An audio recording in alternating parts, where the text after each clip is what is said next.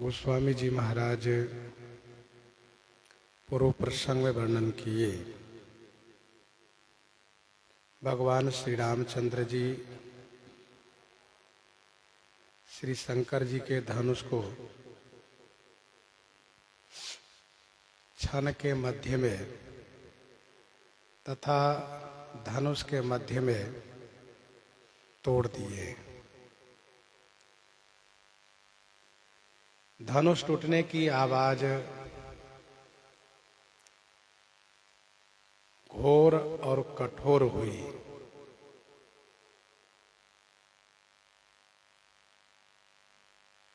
घोर आवाज जिससे मन को पीड़ा होने लगी और कठोर आवाज जिससे कान को पीड़ा होने लगी।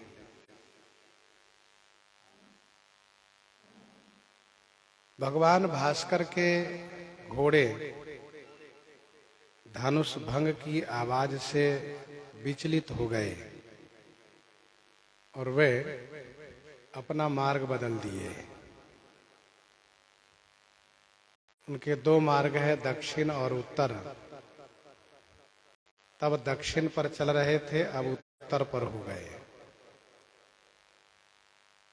सभी ग्रहों में भगवान सूर्य प्रथम ग्रह हैं। सूर्य को क्षोभ होने का मतलब सभी ग्रह में क्षोभ हुआ है। सभी ग्रह विचलित हुए हैं।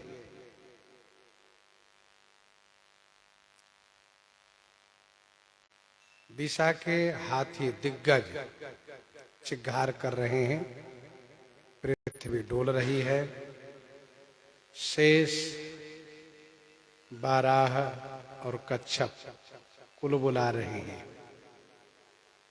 हनुमान नाटक के प्रथम अंक के 22वें श्लोक में इन सभी को क्षुब्ध होना श्री हनुमान जी ने वर्णन किया है। देवता, असुर, मुनि ये लोग अपने कान पर हाथ दिए हैं और बड़े विकल हैं।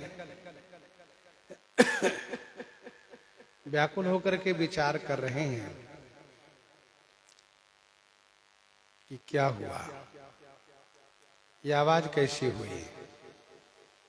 सब व्याकुल है।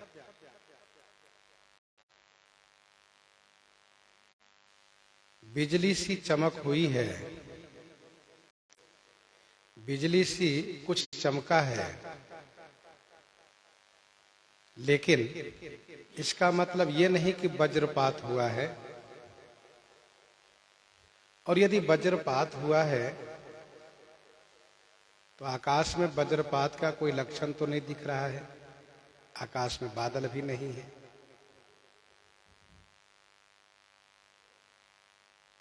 फिर सोचते हैं कि भूकंप हुआ है तो कोई पर्वत गिर गए होंगे, जिस पर्वत के गिरने से इतनी भयानक आवाज हुई हो।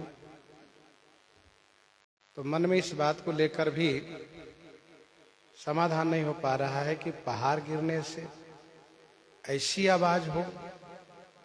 ये बात समझ में नहीं आ रही है। वज्रपात हुआ नहीं, पहाड़ गिरा नहीं, फिर ये आवाज आई कहां से।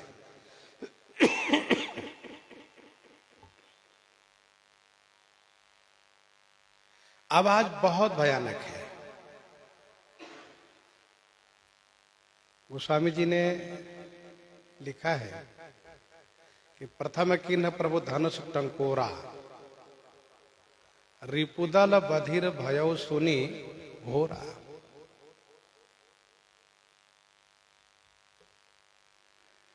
तो वहां पर भी भगवान श्री राम जी धनुष का टंकार करते हैं तो शत्रु दल बहिरे हो जाते हैं। यहां पर तो श्री राम जी ने धनुष तोड़ा है। सब व्याकुल हैं, विचार कर रहे हैं। वज्रपात, पहाड़ गिरना, इन सभी बातों पर मन स्थिर नहीं हुआ। फिर इसी बीच सुनाई पड़ा श्री राम जी का नाम, राम। क्योंकि धनुष जब टूटा है तो धनुष से श्री राम नाम की ध्वनि उच्चरित हुई है। कथा तो ऐसी भी है कि श्री दधीची जी से जब देवताओं ने अस्थि मांग किया, हड्डी मांग किया, तो श्री दधीची जी महाराज अपनी हड्डी प्रदान कर दिए, दे दिए। परंतु आयु पूरी नहीं हुई थी, इसलिए जब उनकी अस्थियों का जब धनुष बनाया गया तो फिर इसी धनुष में उनका प्राण स्थापित रहा। और यह कहा गया कि जब त्रेता में भगवान श्री राम जी धनुष तोड़ेंगे तब इनकी मुक्ति होगी। अच्छा, धनुष को चेतन होना तो हनुमान नाटक में गोस्वामी जी ने गीतावली में मानस जी में संकेत किया ही है, चेतन है धनुष। नृप नहुष ज्यों सबके बिलोकत बुद्धि बल बरबस हरे। किसी को कुछ दिखाई देना, ये सब बातें कही गई है। तो भगवान श्री राम जी ने धनुष को भंग किया है, तो मानो दधीची जी का मोक्ष, उनको मोक्ष हुआ है, दधीची जी को मोक्ष हुआ है। कवितावली में भी ये बात कही जा रही है कि टूट्यो मानो बारे ते पुरारी ही पढ़ायो है, ये बात कही जा रही है। तो धनुष से आवाज आई है राम। तब सभी ने सोचा कि श्री राम जी धनुष तोड़ने गए थे, तोड़ने के लिए खड़े हुए थे, श्री राम जी धनुष तोड़ दिए। यह निश्चय हो गया। और जैसे ही निश्चय हुआ कि कोदंड खंडेव राम, पहले तो बड़े व्याकुल होकर के विचार कर रहे थे, अब निश्चय हुआ कि कोदंड खंडेव राम। इस कोदंड को श्री राम जी ने खंडन किया है। तो गोस्वामी तुलसीदास जी कहते हैं, जो इन लोगों में व्याकुलता थी, वह व्याकुलता समाप्त होकर के हर्ष प्राप्त हुआ, खुशी प्राप्त हुई। यह सोच करके कि भगवान श्री रामचंद्र जी बड़े उत्कर्ष का काम किए हैं, बहुत बड़ा काम किए हैं, तो उनकी जय जयकार करनी चाहिए। जयति बचन उच्चारहि। फिर तो जय जयकार करना शुरू कर दिए, सब जयकार के वचन उच्चारण कर रहे हैं, जो सुन रहे हैं सब जय जयकार कर रहे हैं। शंकर चाप जहाज सागर रघुबर बाहुबल। बूढ़ सो सकल समाज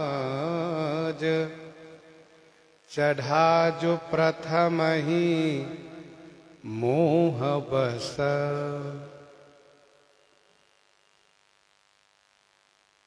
शंकर चाप जहाज सागर रघुबर बाहुबल, यह रूपक पहले ही प्रस्तुत किया जा चुका है। शंभु चाप बड़ बोहित पाई, चढ़े जाई सब संग बनाई।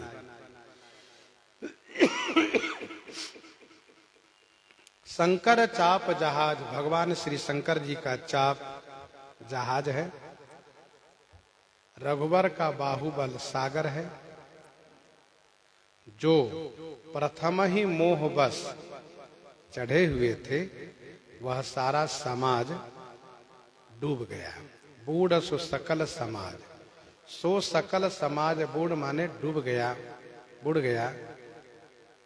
कौन?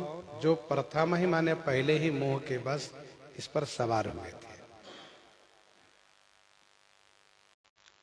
ध्यान दीजिएगा, मोह के कारण ये सभी होते हैं। कौन सब?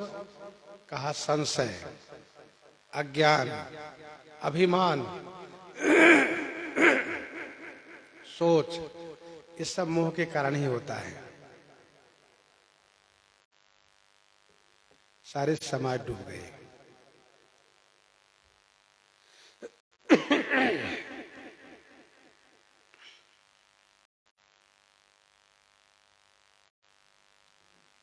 शंकर चाप जहाज, सागर रघुबर बाहुबल, बूढ़सु सकल समाज, चढ़ा जो प्रथम ही मोह बस।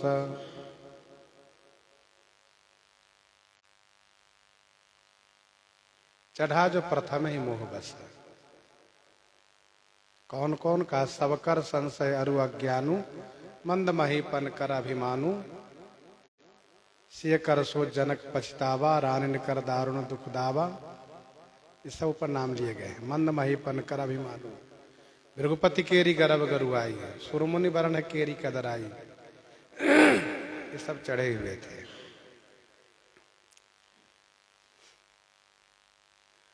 कुछ संतों का ऐसा भाव है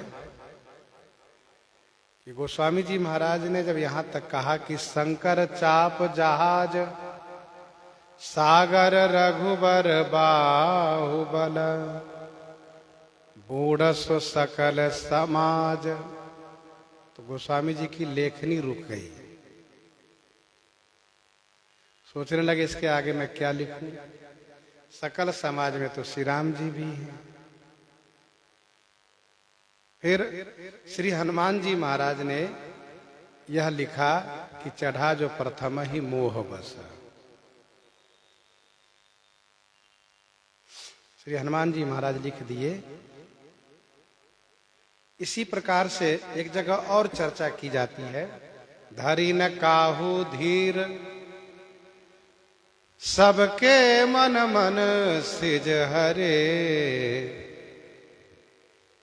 लेखनी रुक गई है। फिर श्री हनुमान जी लिख दिए, जे राखे रघुवीर, ते उबरे ते ही काल मां।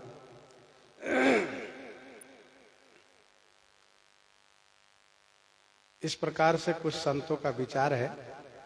परंतु हमारे गुरु जी महाराज कहा करते थे कि जब रूपक गोस्वामी जी पहले से ही लिखते आ रहे हैं तो फिर उनकी लेखनी रुकेगी कैसे।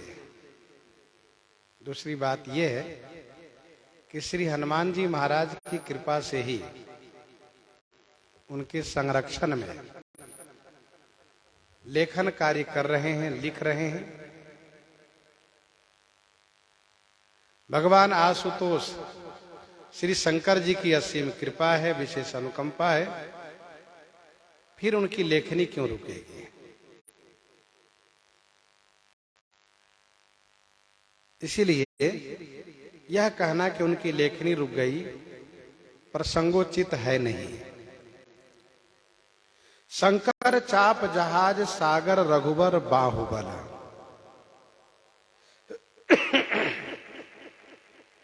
शंकर, शंकर नाम का अर्थ होता है सं कल्याणम करोतीति शंकरः। सम कल्याणम करोतीति शंकरः, जो कल्याण करे वह शंकर। ये शंकर जी का धनुष था। श्री राम जी के हाथ से टूट करके इन्होंने पहले अपना कल्याण किया और साथ साथ सभी का कल्याण किया। सभी का कल्याण किया कैसे? तो धनुष टूट करके जनकपुर वासियों का कल्याण किया। सबकी इच्छा थी कि श्री राम जी के हाथ से टूटे और श्री राम जी का विवाह हो, तो जनकपुर वासी का कल्याण किया। साथ साथ अयोध्या वासी का भी कल्याण किया। अयोध्या वासियों की इच्छा थी कि हमारे श्री राजकुमार जी के अनुरूप सुंदर बहू प्राप्त हो, तो वह मनोरथ पूरा हुआ, अयोध्या वासियों का कल्याण हुआ। देवताओं का कल्याण हुआ, क्योंकि देवता लोग कतरा रहे थे, सोच रहे थे कि इनसे टूटेगा कि नहीं टूटेगा। और जब तक श्री राम जी का विवाह नहीं होगा तब तक भूभार हरण भी नहीं होगा। तो देवताओं का कल्याण किया और धनुष श्री राम जी के हाथ से टूट करके असुरों का भी कल्याण किया, क्योंकि श्री राम विवाह के बाद ही श्री राम जी असुरों का संहार करेंगे और असुरों का कल्याण होगा, क्योंकि असुर राज श्री सीता जी का हरण करेंगे और फिर श्री राम जी सबको कल्याण करेंगे। तो यह धनुष टूट करके पहले तो अपना कल्याण किया है, फिर सभी का कल्याण किया है। अपना कल्याण कैसे किया है? तो अपना कल्याण इस प्रकार से किया है कि धनुष ने सोचा कि भगवान श्री शंकर जी को ब्रह्म हत्या लगी है। उन्होंने ब्रह्मा जी का सिर छेदन किया है। कब? जब श्री ब्रह्मा जी हिरण बन करके और हिरणी बनी हुई श्री सरस्वती जी के पीछे दौड़ रहे थे, तो भगवान शिव ने उनका सिर छेदन किया है, दंडित किया है, तो उनको ब्रह्म हत्या लगी है। श्री परशुराम जी को मातृ हत्या लगी है। उन्होंने पिताजी की आज्ञा मान करके माता की हत्या की है। और ये दोनों मुझे उठा सकते हैं।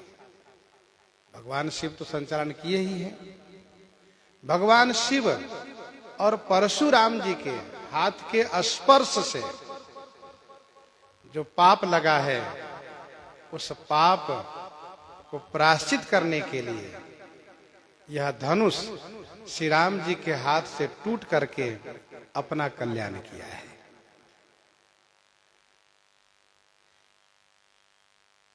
हनुमान नाटक प्रथम अंक के 25वें श्लोक में यह बात कही जा रही है।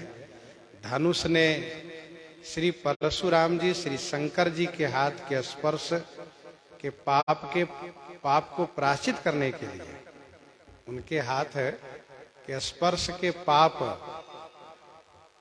को प्रायश्चित करने के लिए श्री राम जी के हाथ से टूट करके अपना कल्याण किए हैं। शंकर चाप जहाज सागर रघुबर बाहुबल। रघुबर का बाहुबल सागर है, यह हम लोग चर्चा पहले ही कर चुके हैं। इस श्री राम जी के बाहुबल रूपी सागर में भगवान शंकर का धनुष रूपी जहाज डूब गया और इस जहाज पर जितने लोग चढ़े थे सब डूब गए। प्रभु दो चाप खंड मही डारे,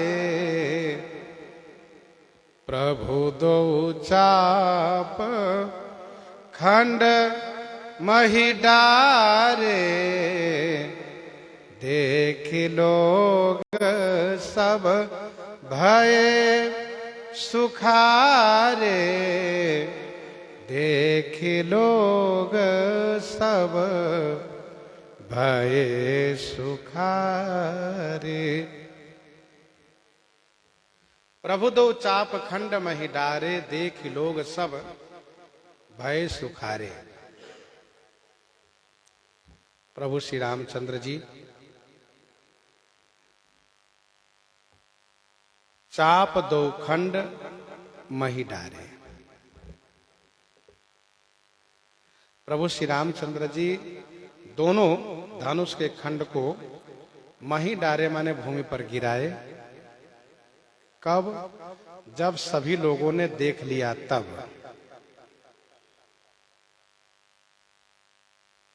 देख लोग सब भय सुखारे, यह देख करके सभी लोग सुखी हुए।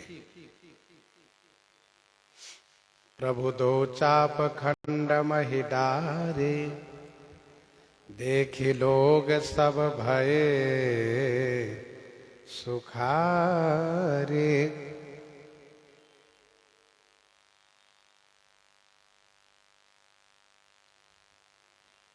गोस्वामी जी कहते हैं श्री राम जी धनुष के 2 खंड किए हैं। कुछ लोग कहते हैं कि धनुष के 3 खंड किए हैं। जनकपुर में जाइए तो वहां के लोग कहते हैं कि श्री राम जी धनुष के 3 खंड किए। एक खंड आकाश में गया, एक पाताल में गया और एक खंड जनकपुर में धनुषा में रखा हुआ है, जो पाषाण रूप है और अभी भी वह बढ़ता रहता है। मानसकार कहते हैं कि धनुष के 2 खंड किए, प्रभु दो चाप खंड मही डारे। धनुष के 2 खंड भूमि में डाल दिए।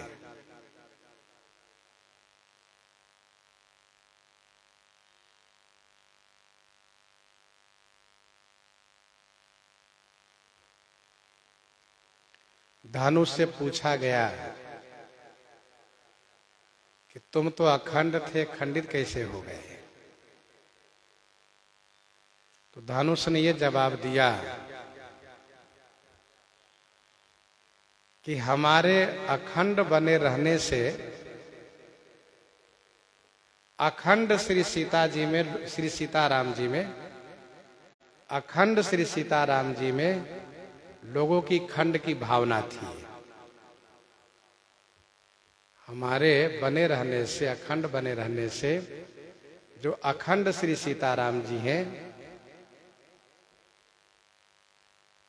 उनमें लोगों की खंड की भावना थी, अलग अलग देख रहे थे। इसलिए मैं खंडित हो गया, और खंडित हो गया तो श्री सीताराम जी अखंड हो गए। डोरी से पूछा गया, क्यों भैया तुम नहीं टूटे, क्या बात है? डोरी ने जवाब दिया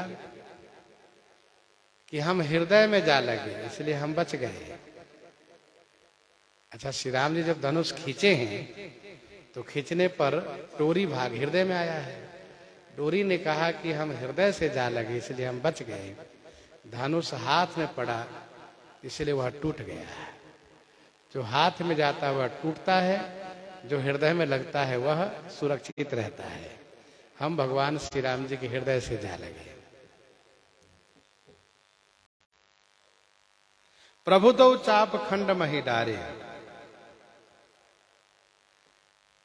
एक संत ने कहा कि भगवान श्री राम जी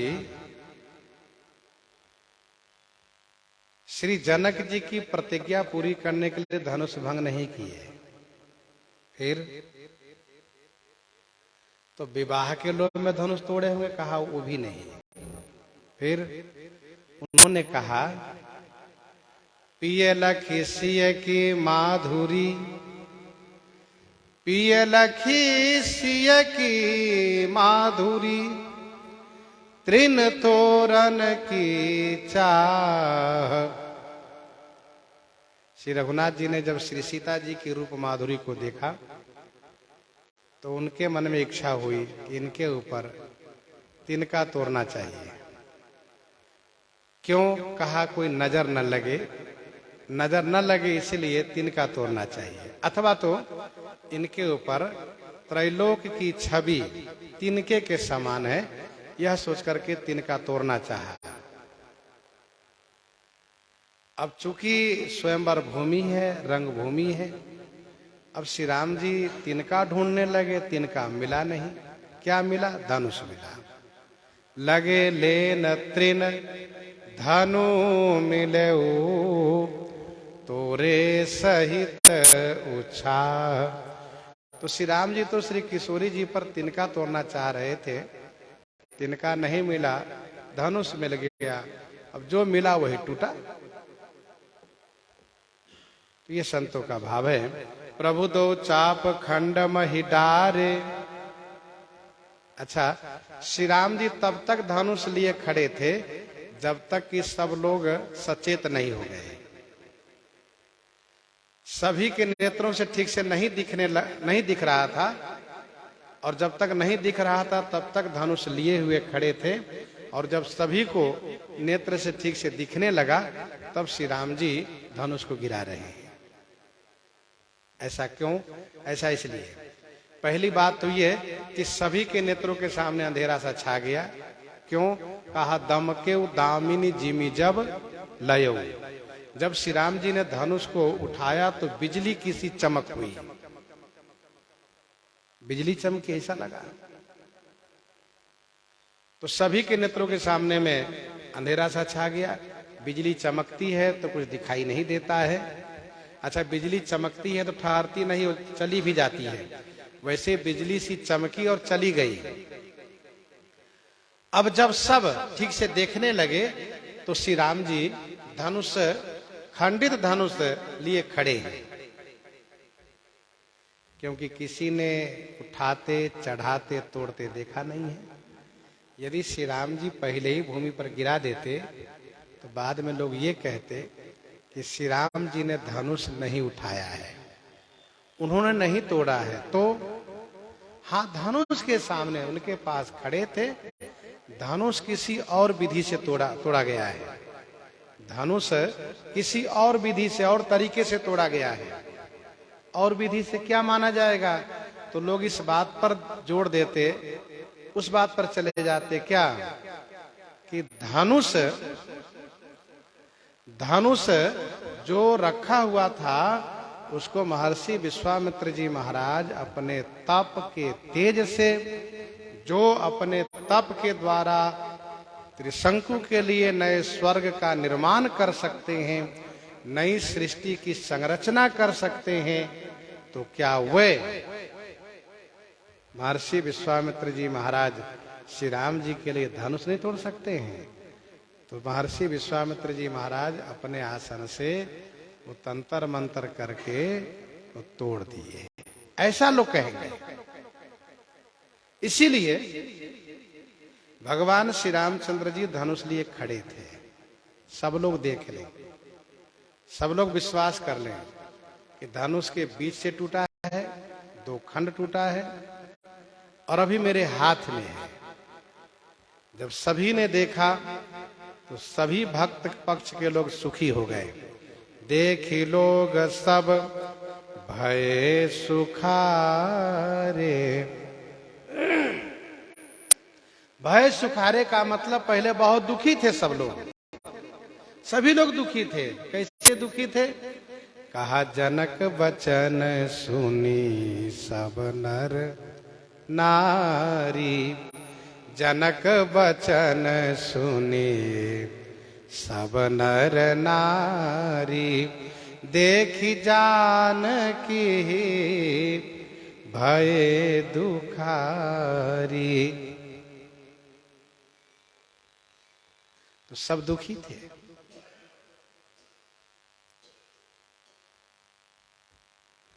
अब सब सुखी हो गए। कौशिक रूप पयोनिधि पावन। कौशिक रूप पयोनिधि पावन। प्रेम बारी अवगाह सुहावन।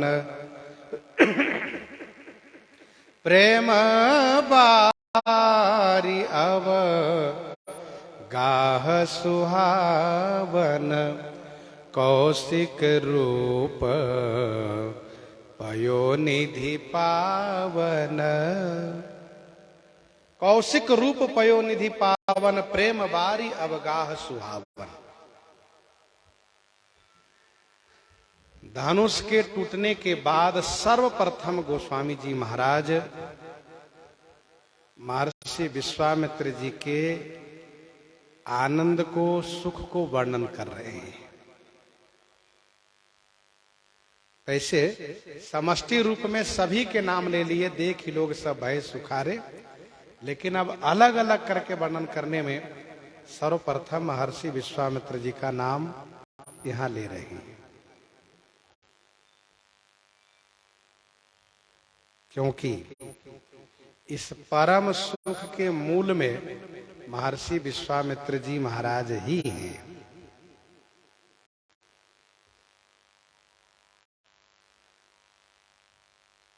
जनक गहे कौशिक पद जाई, चरण रेणु सिर नयनन हिलाई।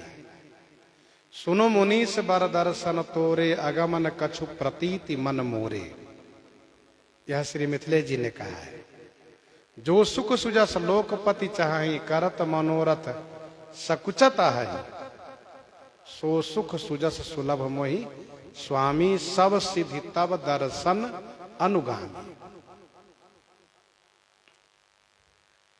श्री अवधेश जी महाराज बार बार कौशिक चरण शीस नाई कहराऊ, यह सब सुख मुनिराज तब कृपा कटाक्ष पसाऊ। यह सब सुख मुनिराज तब कृपा कटाक्ष पसाऊ। तो इस सुख के मूल में महर्षि विश्वामित्र जी महाराज हैं।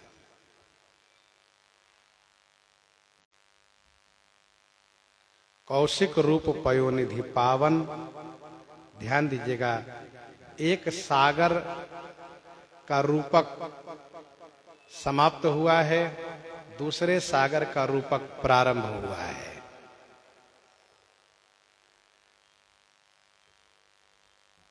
शंकर चाप जहाज सागर रघुबर बाहुबल, यह रूपक समाप्त हुआ है।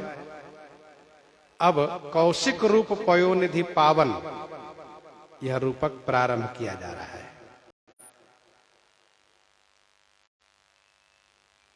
रघुबर के बाहुबल रूपी सागर में चाप रूपी जहाज डूब चुका है। अब महर्षि विश्वामित्र जी रूपी पावन पयोनिधि जो है आह्लादित हो रहे हैं। किनको देख करके? तो श्री राम जी रूपी चंद्रमा को देख करके। महर्षि विश्वामित्र जी महाराज पावन समुद्र के समान हैं, क्योंकि ब्राह्मण है। दूसरी बात यह है कि परम तपस्वी हैं, इसलिए पावन समुद्रवत हैं।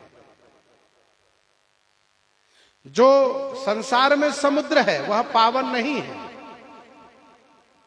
संसार वाला जो समुद्र है वह एक स्थान विशेष, एक पर्व विशेष को छोड़ करके, एक स्थान विशेष दूसरा एक पर्व विशेष को छोड़ करके बाकी स्थान बाकी समय में समुद्र को स्पर्श करना निषेध माना गया है। समुद्र को स्पर्श करने से पाप लगता है, यह पुराणों में कहा गया है। लेकिन जैसे स्थान विशेष है, कुछ तीर्थ स्थल है और कुछ पर्व है, उस समय में सागर का स्पर्श पावन माना जाता है। लेकिन महर्षि विश्वामित्र जी महाराज सभी काल सभी देश में पावन है। समुद्र में जल होता है, यहां क्या है? कहा प्रेम बारी अवगाह सुहावन। सुहावन अवगाह प्रेम बारी। यहां पर सुहावन माने सुंदर, अवगाह माने अथाह। प्रेम रूपी बारी है, प्रेम रूपी जल है। प्रेम बारी अवगाह सुहावन, कौशिक रूप पयोनिधि पावन। प्रेम ही जल है जो सुहावन है और अवगाह माने अथाह है।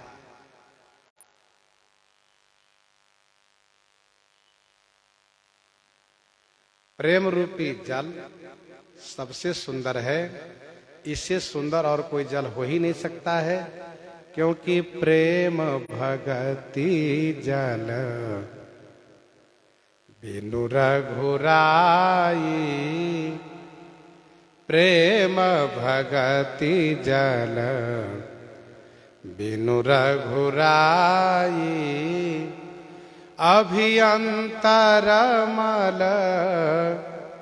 कबहु न जाई, अभियंतरमल कबहु न जाई। और पानी बाहरी मैल को धोता है, लेकिन यह प्रेम जो जल है, प्रेम बारी है, यह आंतरिक मैल को धोता है। इसलिए यह सुहावन है, सुंदर है। जो भीतर को पवित्र कर दे वह सबसे सुंदर है। प्रेम बारी अवगाह सुहावन। महर्षि विश्वामित्र रूपी सागर में प्रेम रूपी जल लबालब भरा हुआ है। और राम रूप राकेश निहारी, राम रूप राकेश निहारी, बढ़त बीच पुल कावली भारी, बढ़त बीच पुल कावली भारी। राम रूप राकेश निहारी, बढ़त बीच पुल कावली भारी।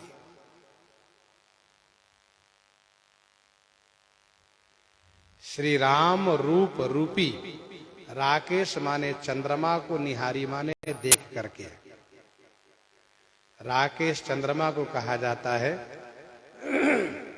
पूर्णिमा की रात को राका नाम है, और उस रात्रि के जो ईश है, स्वामी है, वे राकेश कहलाते हैं। राम रूप राकेश निहारी, श्री राम रूप रूपी राकेश माने चंद्रमा को देख करके भारी पुल कावली रूपी बीच बढ़त। महर्षि विश्वामित्र जी के शरीर में जो रोमांच हो रहा है, पुलकावली हो रही है, भारी पुलकावली जो हो रही है, यही बीची माने तरंगे उठ रही है, लहरें उठ रही है। सागर में आज भी पूर्णिमा के दिन विशेष रूप से लहरें उठती हैं, तरंगे उठती हैं। यह प्रसिद्ध है। राम रूप राकेश निहारी, बढ़त बीच पुल कावली भारी।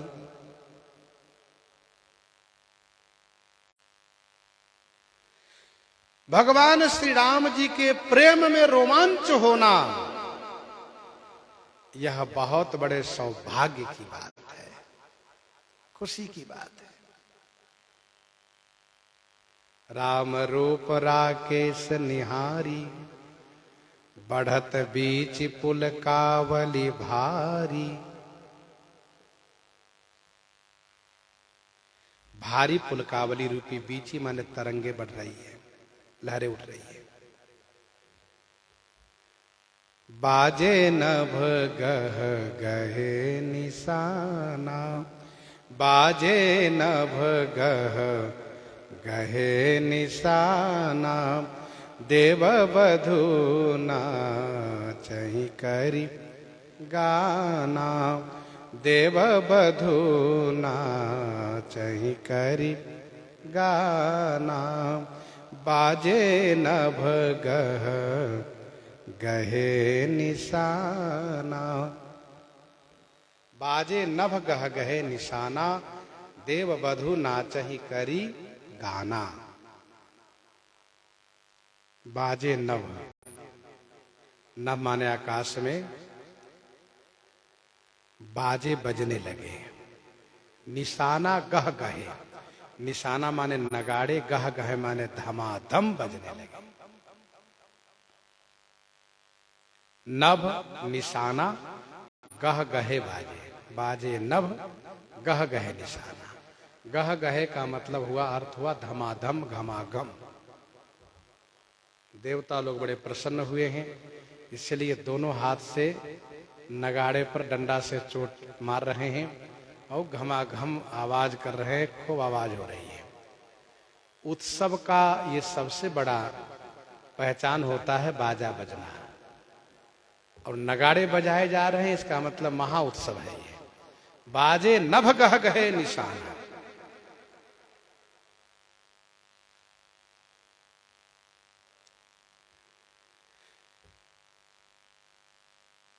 ध्यान दीजिएगा, देवता और मुनि लोग कदरा रहे थे। सुर मुनि बरन है केरी कदराई, कदरा रहे थे।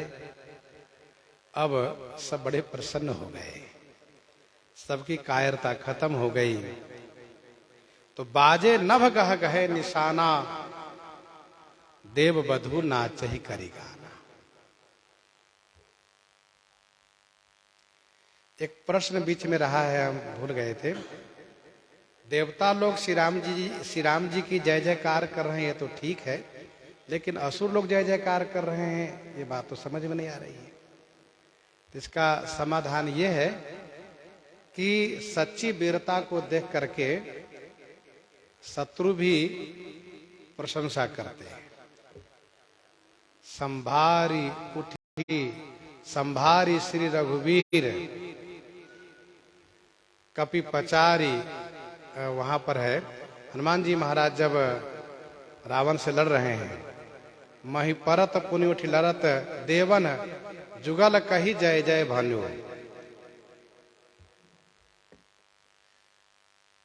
मही परत पुनि उठी लड़त, पृथ्वी पर गिरते हैं फिर उठ के लड़ते हैं। देवता लोग रावण की भी जय जयकार करते हैं। मही परत पुनि उठी लड़त, देवन जुगल कही जय जय भानु। आइए इस प्रसंग में यहां पर बाजे नभ गह गहे निशाना, देवता लोग घमाघम नगारे बजा रहे हैं।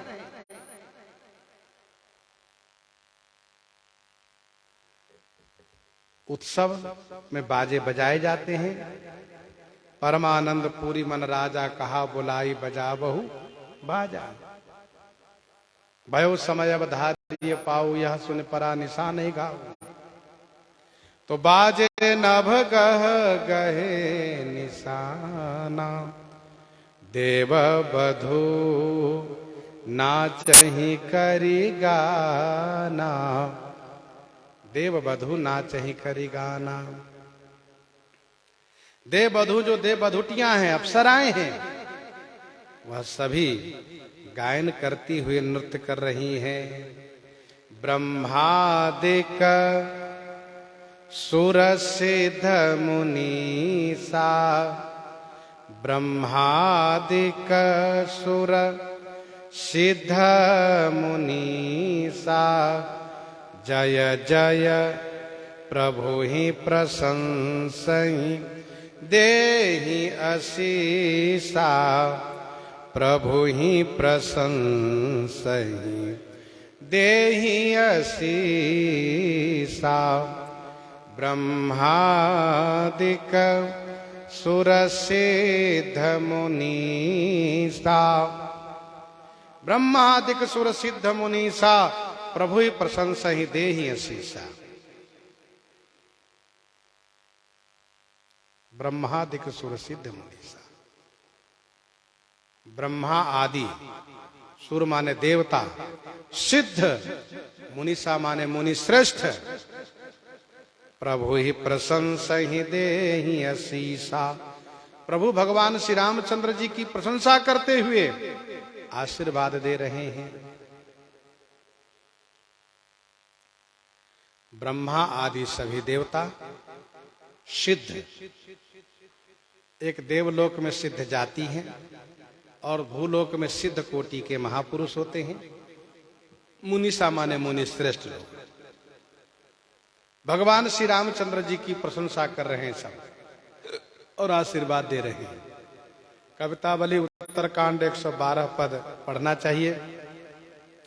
जय ताड़का सुबाहु मथन मारीच मानहर। उसी पद में आगे लिखा है, जय जनक नगर आनंद प्रद। जय जनक नगर आनंद प्रद, सुख सागर सुखमा भवन। तो सब प्रशंसा के साथ साथ आशीर्वाद दे रहे हैं। जोगिंद्र सिद्ध मुनि सदेव बिलो की प्रभु दुंदुभि हनी। आशीर्वाद क्या दे रहे हैं? ते ही समय सुनिए आशीष जहां तह नगर नभ आनंद महा चिर जियहु जोरी चारु चार्यो मुदित मन सब ही कहा मुदित मन सब ही कहा। प्रभु ही प्रशंसहि देहि आशीषा ब्रह्मादिक सुर सिद्ध मुनीसा।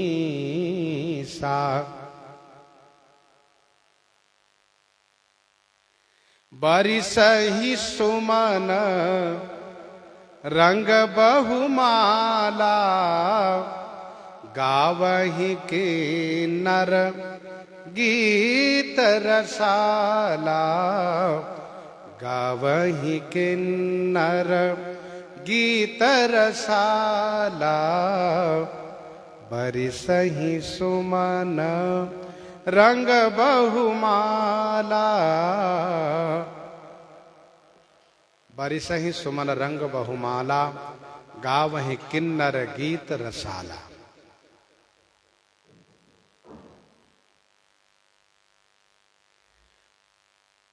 बहुत रंग के सुमन और बहुत रंग के माला,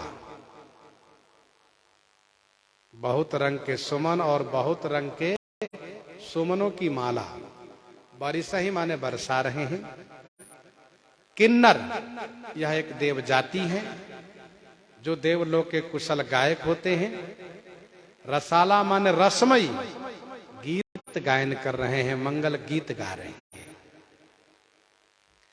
बरिसहि सुमन रंग बहुमाला गावहि किन्नर गीत रसाला। देवता लोग समय समय पर पुष्प वृष्टि करते रहते हैं। समय समय सुर बरसहि फूला बरसहि सुमन जनावहि सेवा। पुष्प बरसा करके अपनी सेवा प्रस्तुत करते हैं। अनेक रंग की माला बरसा रहे हैं। अब तक पुष्प बरसा रहे थे। देख सुर नभ चढ़े विमाना बरसे सुमन करहि कल गाना। लेकिन अब माला बरसाने लगे। ऐसा लगता है कि माला बना करके रखे हुए थे। माला बना करके रखे हुए थे कब के लिए? कहा जब श्री राम जी धनुष भंग करेंगे और जब उनको जयमाल पहनाने की बारी आएगी, जब जयमाल उनको प्राप्त होगी, उस समय हम लोग भी माला बरसाएंगे और ऊपर से माला बरसा बरसा करके श्री राम जी खूब माला पहनाएंगे। इसलिए श्री राम जी विजयी हुए हैं, बहुत बड़ा पुरुषार्थ किए हैं। तो श्री राम जी को माला पहनाने के लिए बरसहि सुमन रंग बहुमाला।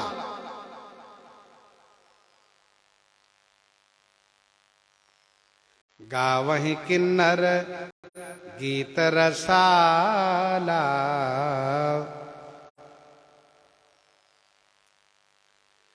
रही भुवन भरी जय जय बानी।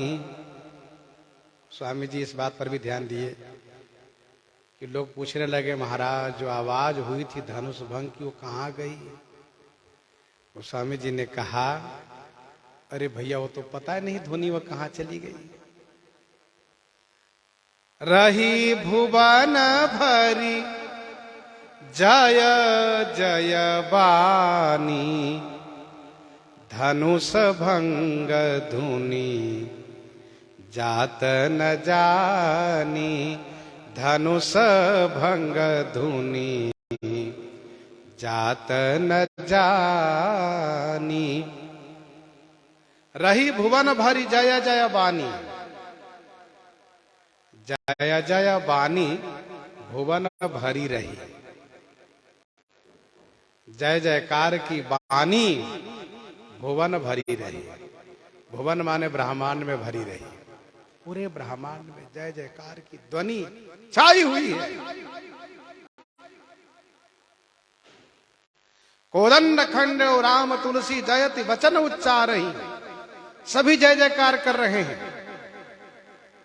धनुष भंग धुनि कहा धनुष भंग की ध्वनि माने आवाज कब चली गई वो पता ही नहीं चला।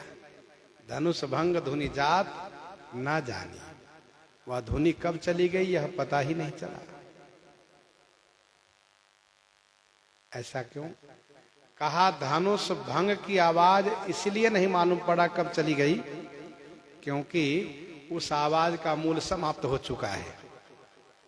धनुष भंग की आवाज कब चली गई पता नहीं चला क्योंकि उसकी उस आवाज के मूल समाप्त हो चुके हैं। धनुष टूटने से आवाज हुई है, धनुष टूट चुका है, तो आवाज के मूल नहीं है, इसलिए आवाज कब चली गई पता नहीं चला। लेकिन जय जयकार के मूल बने हुए हैं, जय जयकार करने वाले लोग बने हुए हैं, इसलिए जय जयकार की आवाज पूरे ब्रह्मांड में छाई हुई है।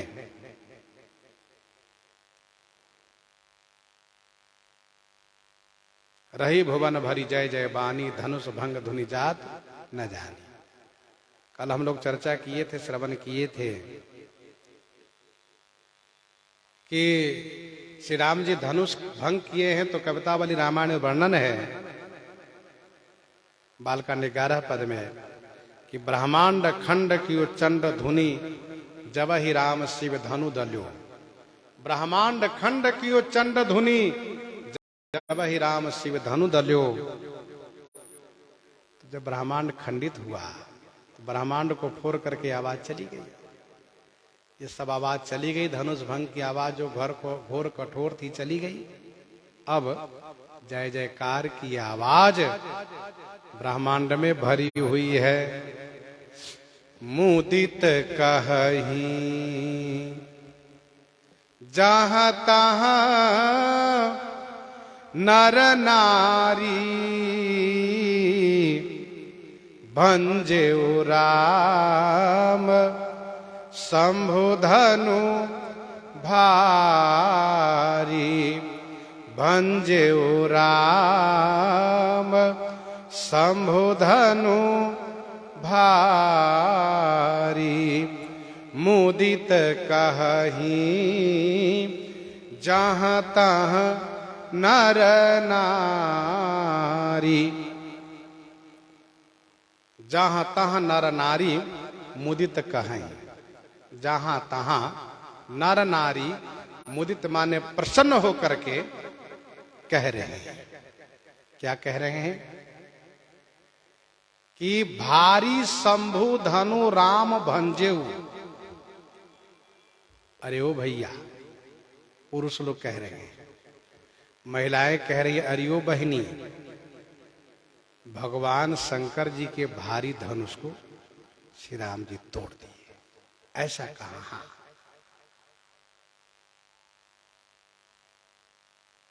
मुदित कहा ही जहां तहां नर नारी। जनकपुर के सभी नर नारी बड़े प्रसन्न हो गए क्योंकि नर नारिन सुर सुकृत मनाए। सभी लोग अपना अपना पुण्य लगाए थे, सब बड़े प्रसन्न हैं, कह रहे हैं कि भगवान श्री शंकर जी के भारी धनुष को श्री राम जी तोड़ दिए। श्री राम जी ने उस धनुष को तोड़ा है। किस धनुष को? अरे भैया, जिस धनुष को भूप सहस दस एक ही बाड़ा लगे उठावन तरई न टारा। भूप सहस दस एक ही बाड़ा लगे उठावन तरई न टारा। उस धनुष को श्री राम जी तोड़ दिए। गीतावली बालकांड 91 पद में पढ़ना चाहिए। गीतावली बालकांड पद संख्या 91 में राम काम रिपु चाप चढ़ायो, वहां वर्णन है। तो मुदित कहहि जहाँ तहाँ नर नारी, भंजेउ राम शंभु धनु भारी। बंदी मागध सूत गना, बिरद बदही मति धीर। करहि निछावरी लोग सब, हय गय धन मणि चीर। हय गय धन मणि चीर बंदे मागध सूत गण बिरद बदही मति धीर। बंदी माने भाट, मागध और सूत, गण माने समूह। ये मति धीर माने धीर बुद्धि वाले हैं। बिरद बदही, बिरद बदही माने जस को गायन कर रहे हैं, जस गा रहे हैं। सब लोग, हाय माने घोड़े, गाय माने हाथी, धन, मणि, चीर माने कपड़े, निछावरी कर रही, निवछावरी कर रहे हैं। बंदी मागध सूत गण, ये सभी वंश की प्रशंसा करने वाले हैं। वंश प्रशंसक विरुद्ध सुनावही। बंदी भाट को कहते हैं, तब बंदी जन जनक बुलाए, बिरदावली कहत चली आए। मागध ये कविता बना करके जस गायन करते हैं, और सूत ये पौराणिक होते हैं। श्लोक में राजा का गुणगान करते हैं। जहां तहां विप्र वेद ध्वनि करही, बंदी बिरदावली उच्चरही। भाट, मागध और सूत, इन तीनों का सृजन हुआ है महाराज पृथु के यज्ञ स्थल में। यज्ञ स्थल में इन तीनों का सृजन हुआ है। यज्ञ से इन तीनों की उत्पत्ति हुई है, ऐसा कहा गया है। ऐसा ब्रह्म पुराण में वर्णन है। ऐसा ब्रह्म पुराण में वर्णन है कि महाराजा श्री पृथु जी के यज्ञ स्थल में, यज्ञ भूमि में तीनों प्रकट हुए। ऋषियों ने इनसे कहा है, आप लोग महाराजा पृथु के यज्ञ जस गान करिए। आप सब महाराजा पृथु के यश गान कीजिए।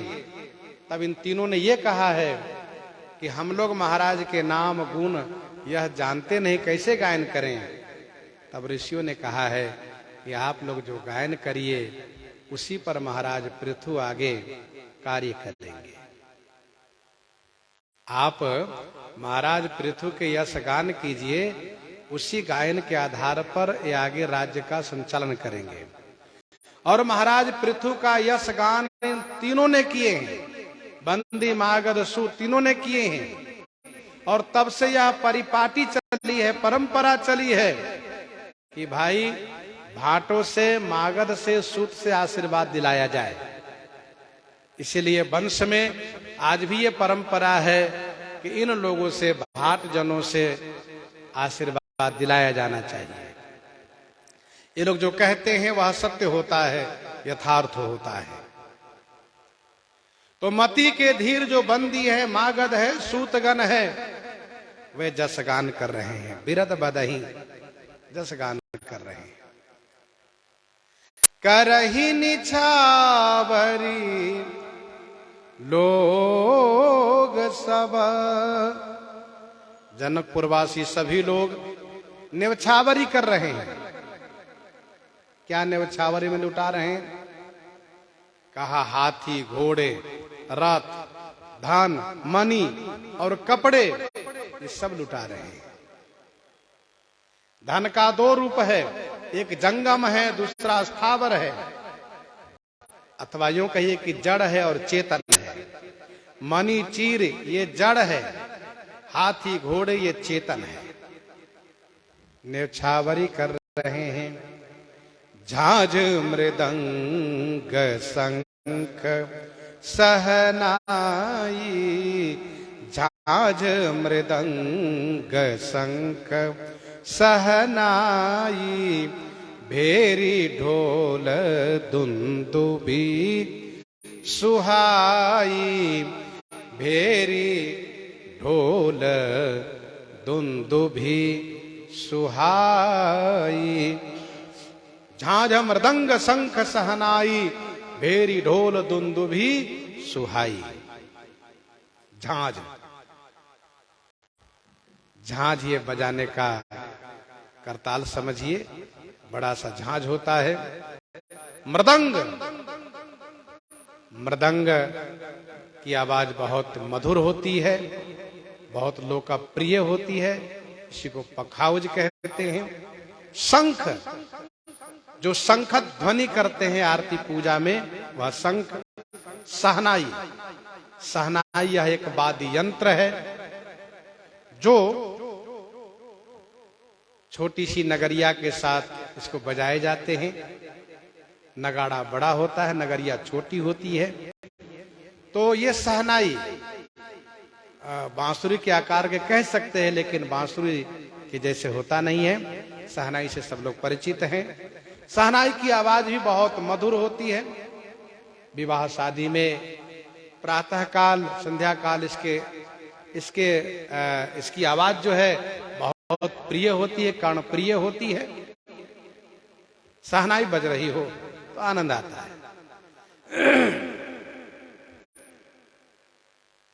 भेरी, भेरी माने बड़ा ढोल, भेरी माने बड़ा ढोल, जिसे ढक्का कहते हैं, और ढोल माने छोटा ढोल। और दुंदुभी, दुंदुभी माने नगाड़े, सुहाई माने सुंदर। झांझ, मृदंग, शंख, सहनाई, भेरी, ढोल, सुहाई, दुंदुभी।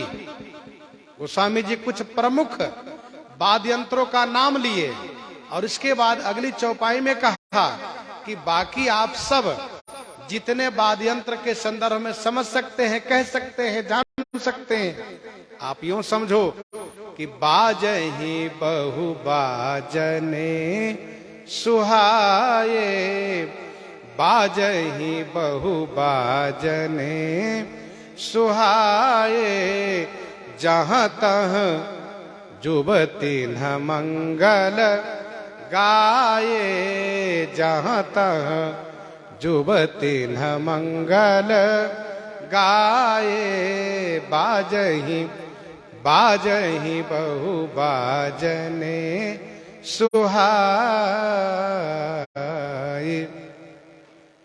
बहु सुहाए बाजने बाजहि, बहु माने बहुत से, सुहाए माने सुंदर, बाजे बज रहे हैं। जहां तहां जुबती न मंगल गाये, जहां तहां जुबती जन मंगल गीत गा रही है। देवता लोग पहले बाजे बजाने लगे थे, मनुष्य लोग बाद में बजाने लगे, उत्सव मनाने लगे। और इस उत्सव में इस प्रकार से कभी देवता आगे, कभी मनुष्य आगे, दोनों बारी बारी से बाजे बजा रहे हैं, उत्सव मना रहे हैं। बाजे ही बहु बाजने सुहाए, बहुत से सुहाए माने सुंदर बाजे बज रहे हैं। युवतियां जन मंगल गीत गा रही है। कहने का भाव यह है कि सभी युवतियां यहां पर रंगभूमि में उपस्थित हैं। जहां बैठे देखहि सब नारी, जथा जोग निज कुल अनुहारी। ये सभी स्त्रियां मंगल गीत गा रही हैं। पुरुष वर्ग वाद्य यंत्र बजा रहे हैं, जय जयकार कर रहे हैं, न्यौछावरी करने में लगे हैं। युवतियां मंगल गीत गा रही हैं, न्यौछावरी कर रही हैं। खूब उत्सव मनाया जा रहा है। गोस्वामी जी इसी क्रम में महारानी श्री सुनैना जी का सुख, श्री जनक जी का सुख, और फिर श्री किशोरी जी का सुख, श्री लक्ष्मण जी का सुख, इन सभी के सुखों को वर्णन के साथ साथ जयमाल प्रसंग को प्रस्तुत करने जा रहे हैं। तो प्रसंग आगे श्रवण करेंगे। यहीं पर हृदयांगम करते हुए आइए श्रवण करते हैं श्री भक्तमाल।